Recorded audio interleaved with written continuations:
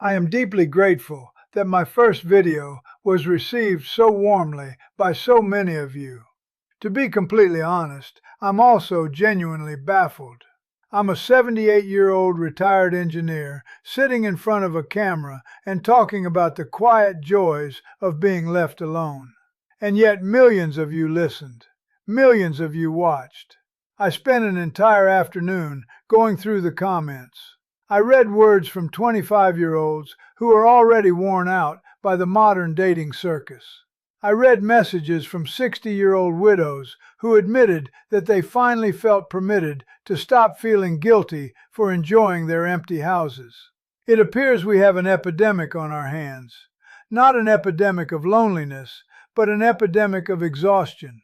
We are a society that has forgotten how to sit quietly in an empty room. But amidst all that agreement, there was a current of worry running through the comments. A very specific, very practical kind of worry. It usually went something like this. Matthew, I love your philosophy. I love that you have found your peace. But what happens if you fall? What happens if you get sick in that big quiet house? Who will know? Who will come? It is a fair question. It is the question that keeps my daughter Sarah awake at night. It is the question society uses as its ultimate trump card to push older people back into the chaotic world of cohabitation. We are told we must surrender our peace in order to secure our physical safety. Today, I want to speak directly to that fear. Because I am an engineer, and engineers do not operate on fear. We operate on systems. We identify the potential failure point, in this case, my aging 78-year-old body, and we build a redundancy. We build a safety net.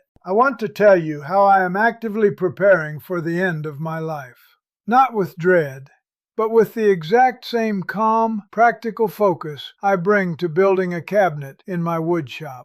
Let us address the physical reality first. I have no illusions about my mortality. My knees ache when it rains. My balance is not what it was at 40. The possibility of falling in the garage and not being able to get up is a mathematical probability that increases with every passing year.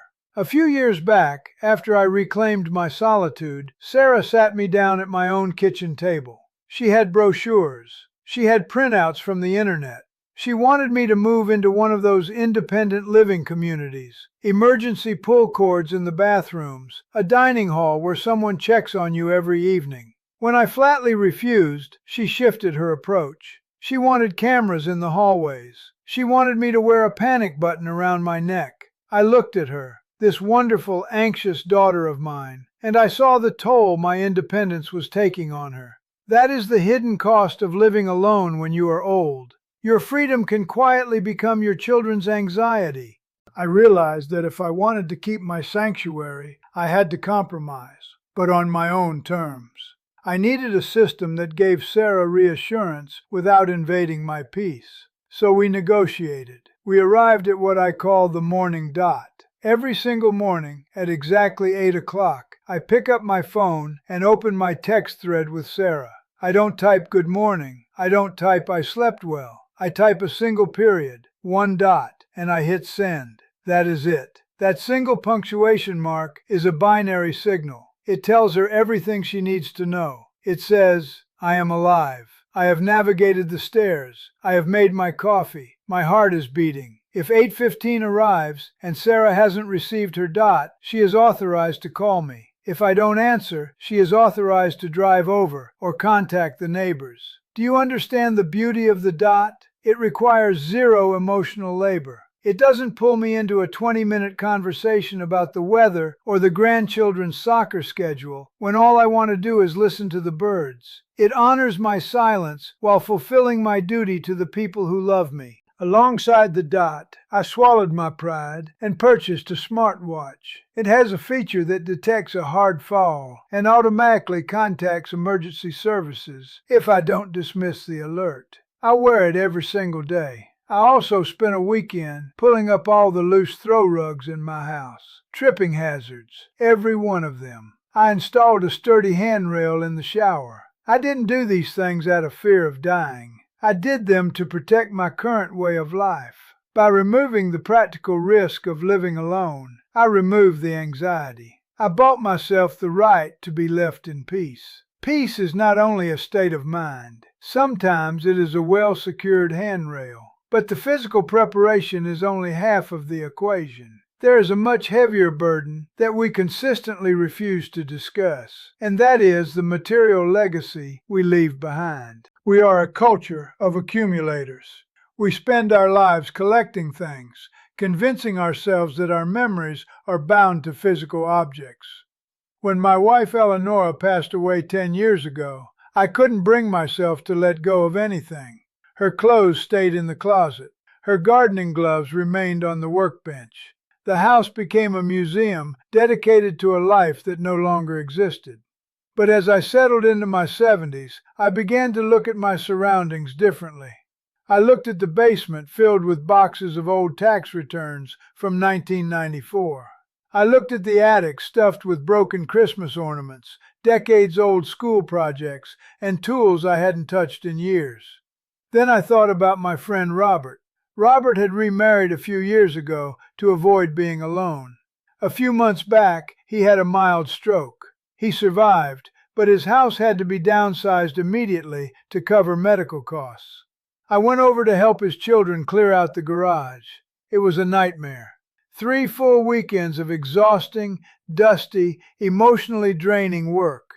His children argued over what to keep. They wept over boxes of damaged photographs. They were stressed, grieving, and overwhelmed, all while trying to figure out what to do with a rusted old lawnmower. Robert's lifetime of accumulation had become a burden for his children.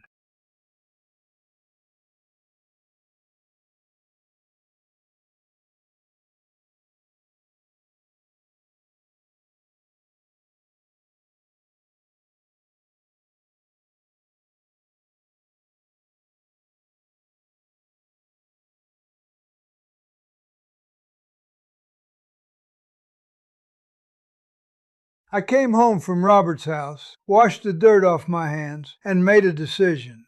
I refused to let my passing become an administrative ordeal for my daughter. I refused to let my possessions become a heavy anchor around her neck while she was trying to grieve. So for the past year, I have engaged in a deliberate process of subtraction. In Sweden, I believe they call it death cleaning. I simply call it taking out the trash. Every Saturday morning, I take one box from the attic or the basement, just one. I bring it to the kitchen table, pour a cup of coffee, and go through it. I am ruthless. Do I need receipts from a roof repair in 2002? No, into the shredder. 4 mismatched sets of dinner plates? No, into the donation box. The ceramic lamp that Eleanor's mother gave us for our wedding, which we both quietly despised but kept out of guilt. Absolutely not. Straight into the dumpster. It was difficult at first. Every object felt like a thread connecting me to the past. But week after week, something remarkable happened. The house began to feel lighter, and so did I.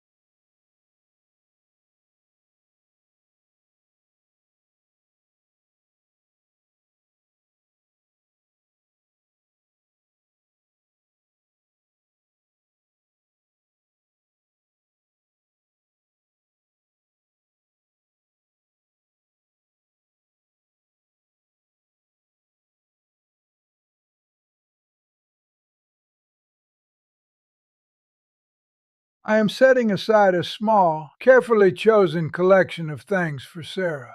A box of my favorite woodworking tools, cleaned and oiled. The photo albums, properly labeled. Her mother's wedding ring. A journal I have been keeping. All of my important documents. The deed to the house. The life insurance policy. The will. are in one bright red binder sitting on the desk in the study. Sarah knows exactly where it is. I sat her down a few months ago and handed it to her. I told her, "When my time comes, everything you need is in here. The house is clean. Sell it. Take the money. Take the memories. And don't spend a single second agonizing over what to do with my old leather chair. Throw it away." She cried. Of course she did. People don't like to hear a parent speak about their own passing so plainly. We are trained to say, "Oh, don't talk like that. You have years left." But pretending winter isn't coming doesn't stop the snow from falling. It just means you won't have a coat when it arrives. By organizing my exit, I have taken ownership of the narrative. I am not waiting for a crisis to force my hand. I am stripping my life down to the studs, like a beautiful piece of cherry wood, sanding away the excess, the distractions, the clutter, until all that remains is the smooth, clean grain of what is essential. This brings me to the deepest part of the fear people carry about aging alone. It isn't just the fear of falling on the floor. It is the existential terror of crossing the final threshold by yourself. Society tells us that a good death is one where you are surrounded by family, hands held, soft music playing, and that if you die quietly in your sleep, it is somehow a tragic failure of a life well lived. I fundamentally disagree. I watched Eleonora pass in a hospital room. It was crowded. Nurses checked monitors. Doctors moved in and out. Family members whispered in the corners. It was chaotic. And amidst all that noise, I understood something profound. Even in a room full of people, she had to make that final journey entirely by herself. I could hold her hand, but I could not step into the dark with her. Death is the ultimate act of solitude. It is the one door we must all pass through single file.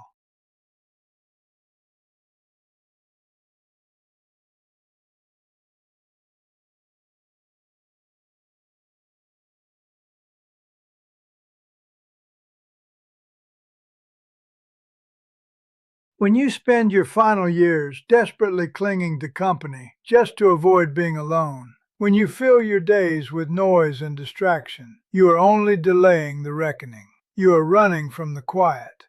But the quiet is waiting for you at the end of the road. By choosing solitude now, by living in this still house, by sitting with my own thoughts, I am becoming acquainted with the silence. I am making peace with it. It is no longer an enemy to be feared. It has become a familiar companion. I don't know how much time I have left. It could be 10 years. It could be less. But I can tell you this, I am not afraid. I have lived a good life. I loved my wife deeply. I raised a good daughter. I have built beautiful things with my hands. And now I have engineered a quiet harbor for my final chapter. My bills are paid. My house is clean. The red binder is on the desk. And tomorrow morning at 5:30, I will wake up. I will make my black coffee. I will sit on the porch and watch the sun rise over the oak tree. At 8 o'clock, I will send a single dot to my daughter. And then I will go out to the garage, run my hands along a piece of raw timber, and spend the day entirely, blissfully, unapologetically alone.